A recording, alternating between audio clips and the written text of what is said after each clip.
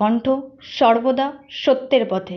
গঙ্গা পুজোয় মাতোয়ারা বসোয়াবাসী। আজ পয়লা আষাঢ় প্রতি বছরের ন্যায় এবছরও বসোয়া গঙ্গা মাতালয় সাড়ম্বরে পূজিত হচ্ছেন মা গঙ্গা। গঙ্গা পূজাকে কেন্দ্র করে একটি মেলা বসেছে গ্রামে। মেলাতে যথেষ্ট ভিড় রয়েছে পুণ্যার্থীদের।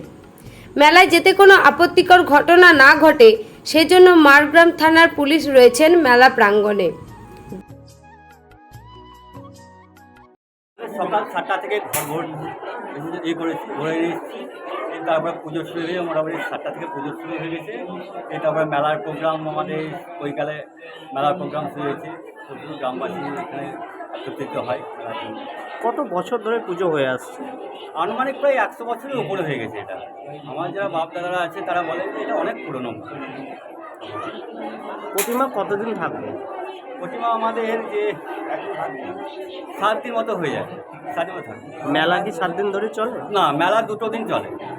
যেদিন পুজো হয় সেদিন বৈকালে, আর তারপর দিন। আগেকার পুজো এখনকার মধ্যে পার্থক্য কি দেখছে? হ্যাঁ, আগে কি হতো, আগে এতটা যে জাঁকজমকটা হচ্ছে পুজো সেরকম অতটা জাঁকজমক হতো না।